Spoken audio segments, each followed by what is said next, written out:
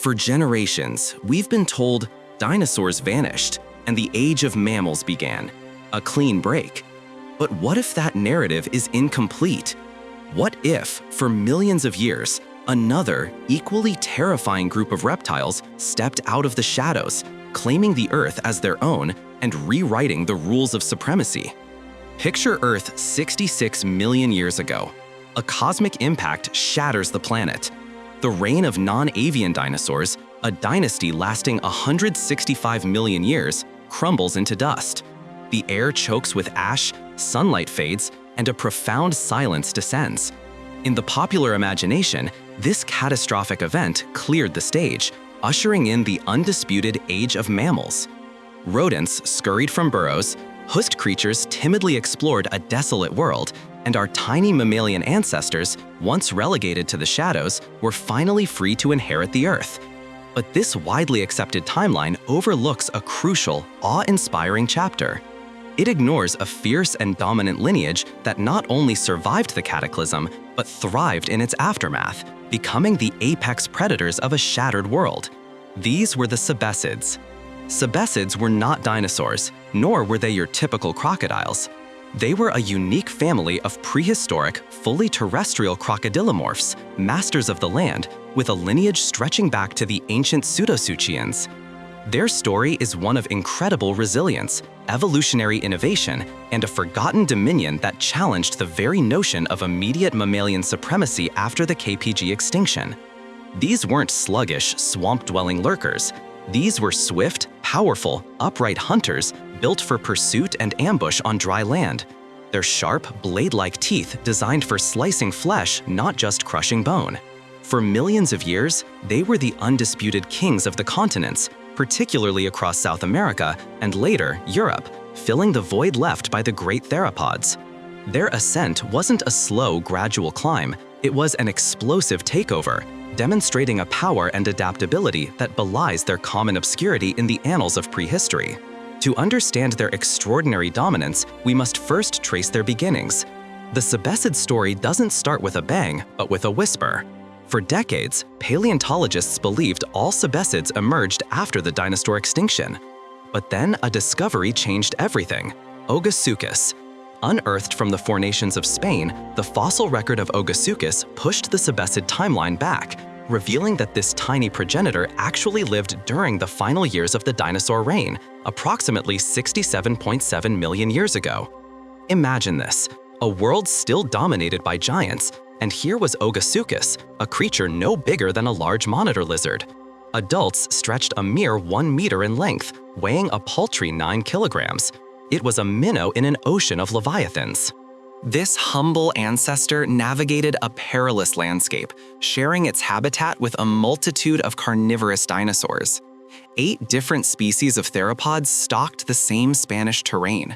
Among them was the Pyroraptor, a highly specialized dromaeosaur, also on the smaller side, suggesting a potential rivalry for resources.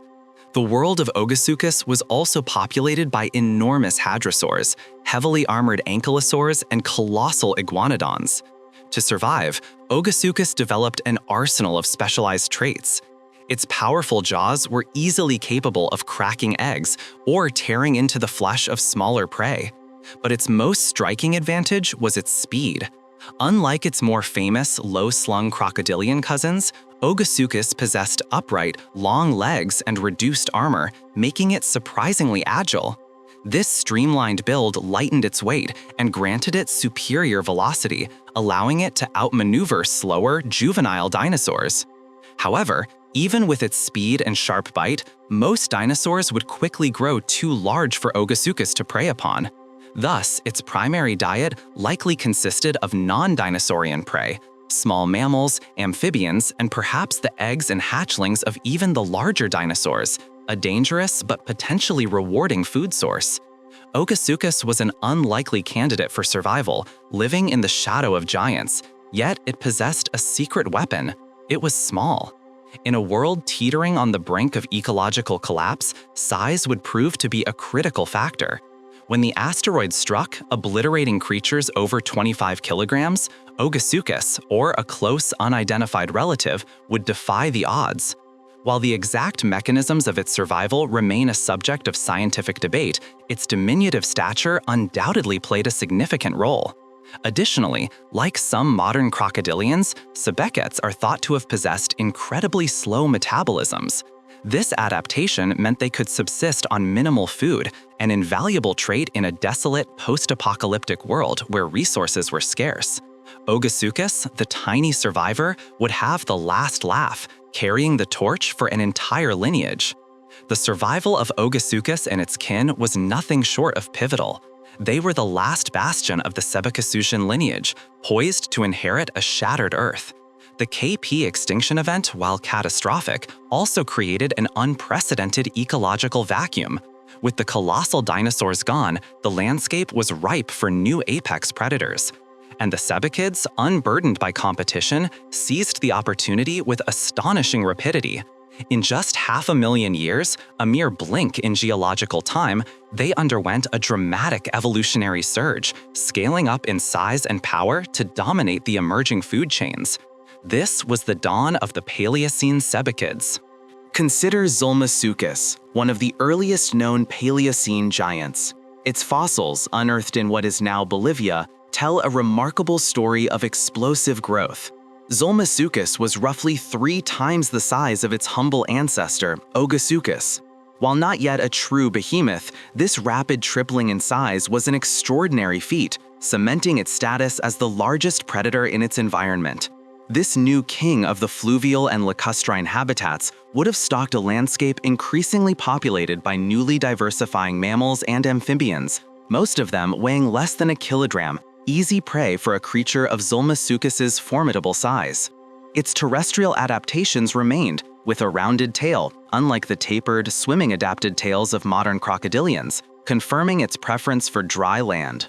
Bolivia was not an isolated success story. Across the vast South American continent, in what is now Argentina, another formidable Sebecid, Lorosucus, rose through the ranks. Comparable in size to Zulmasucus, it likely preyed on similar small mammals and amphibians, solidifying the Sebecids' widespread dominance across the continent. These early Paleocene forms demonstrated a crucial adaptability. They grew quickly, capitalized on available prey, and established themselves firmly at the top of the food chain, proving that the age of reptiles was far from over. But the Paleocene Sebecids were merely laying the groundwork for even greater evolutionary leaps. As the Paleocene transitioned into its later stages, the mammalian prey base itself began to diversify and grow larger. This pressure spurred the Sebecids to an even more significant evolutionary jump. Enter Sebacus, a groundbreaking species that emerged approximately 59.4 million years ago, signaling a new era of reptilian predation. Sebacus was a true continental conqueror, with fossils found across Bolivia, Argentina, Colombia, and possibly Brazil. This was no longer just a large predator. It was the first Sebecid to be considered a major carnivore. Adults stretched an impressive 3.1 meters, weighing as much as a male spectacled bear. Its habitat was far more diverse than those of its earlier Paleocene predecessors, reflecting a rapidly evolving ecosystem. Sebecids shared its world with an array of fascinating new creatures: nodungulates, meridiolestids, xenarthrons, metatherians, rodents, bats, and even early primates. Many of these new species were significantly larger than the prey items of Zulmasucus, pushing Sebacus to adapt and innovate its hunting strategies. While some colossal creatures, like the adult Xenostrapatherium, were likely off the menu, a fair share of these burgeoning mammals remained vulnerable. Sebacus possessed a formidable array of weaponry.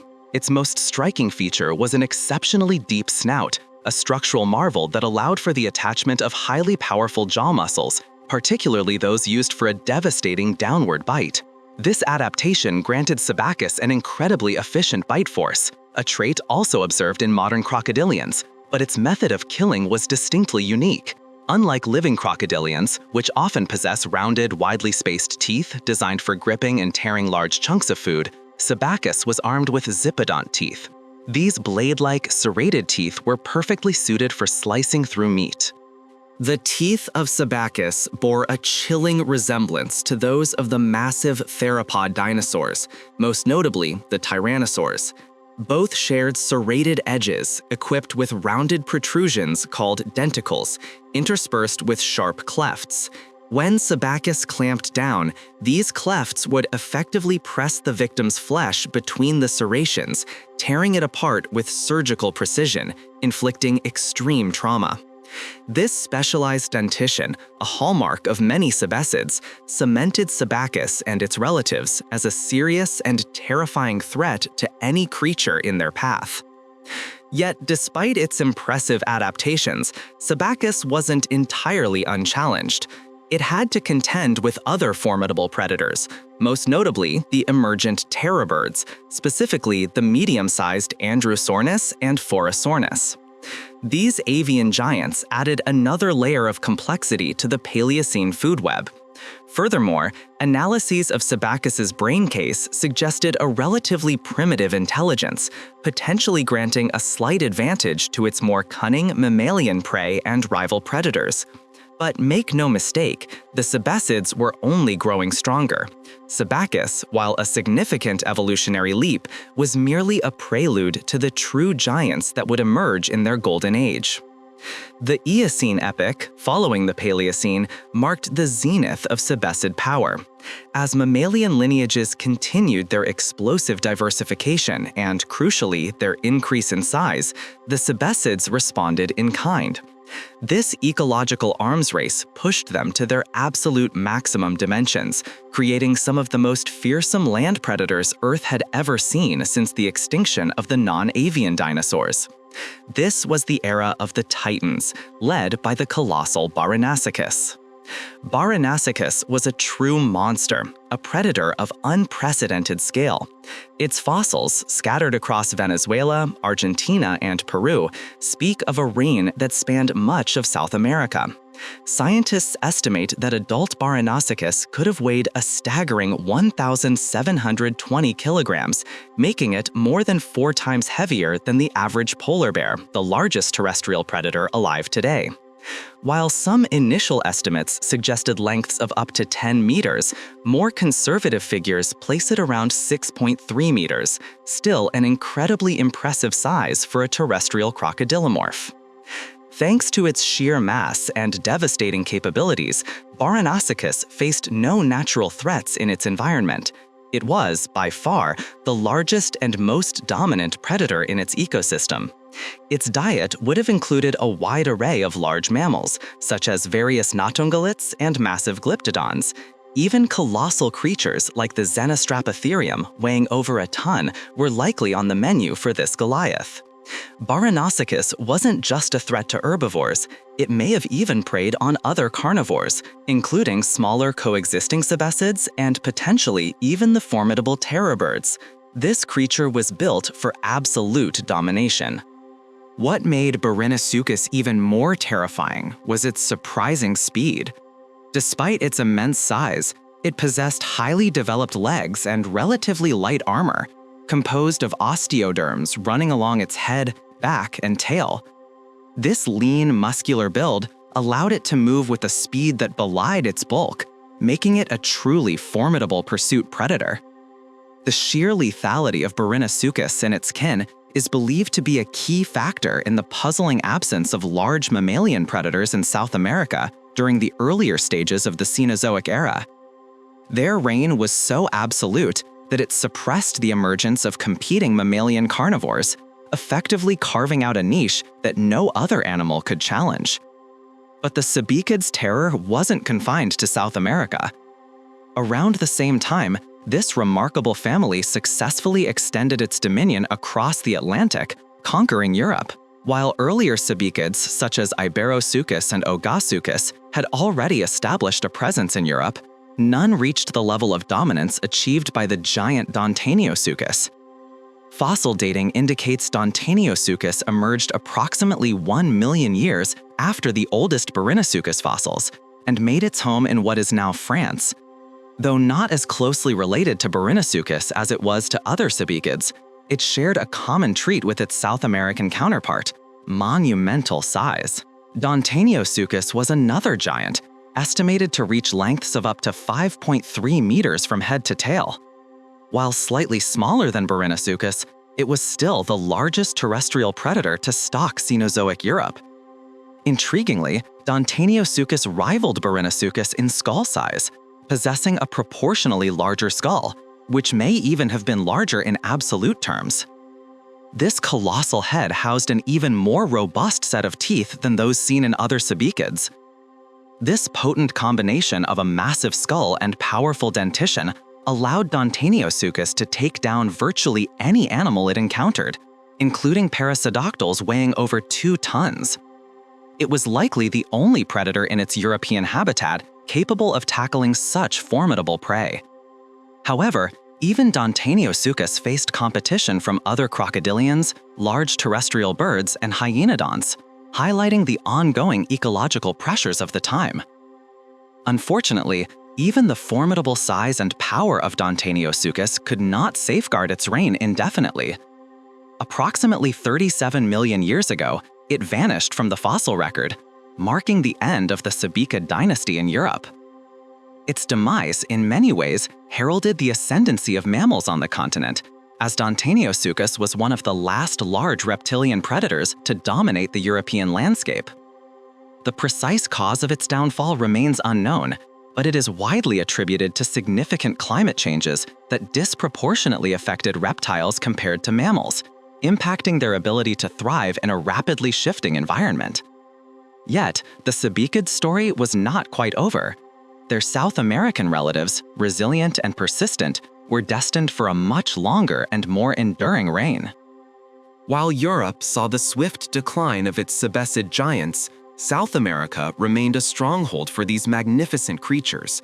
Barinosuchus, which had emerged earlier than Dinosaurs, proved to be an incredibly long-lived lineage, its youngest fossils dating to a remarkably recent 11.8 million years ago.